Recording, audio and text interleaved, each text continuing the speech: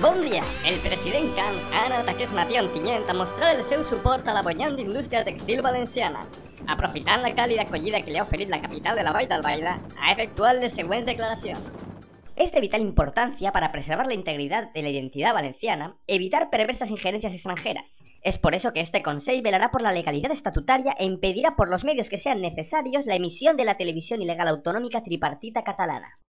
L'actualitat ens du a altra notícia d'última hora. El conseller de Territori i Habitatge, l'honorable Esteban González Pons, ha hagut d'abandonar la seva brillant partida de golf, on estava obtenint un excel·lent handicap, per traslladar-se amb un helicòpter Helisuerte a apagar en primera línia de foc l'incendi que està arrasant gran part del camp del Túria. Els esforços del dispositiu antiincendis es centren en salvar els terrenys d'interès general de la Vall de Porcinos. Jo pel València ho dono tot, amunt València!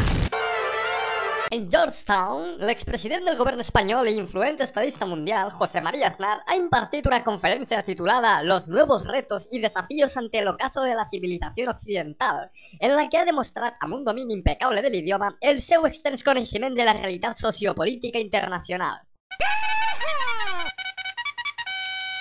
De nou en la Comunitat Valenciana, l'alcalde de Xàtiva, Alfons Rus, ha recordat als regidors de l'oposició que disposa de gravacions dels seus moviments privats. Canal 9 ha programat un especial aquesta nit sobre aquest exemplar comportament amb l'emissió d'una pel·lícula en l'espai Cine Total.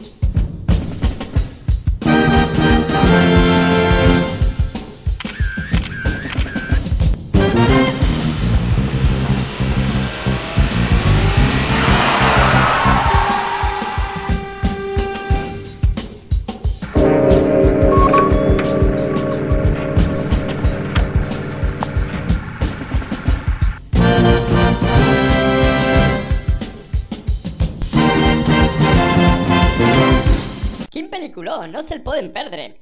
Per finalitzar, en l'apartat de notícies religioses, recordarem la missa que el Papa Benet XVI va oficiar a la ciutat de les arts i les ciències amb motiu de l'Encuentro Mundial de les Famílies i a la que assistiren milers de milions de pelegrins.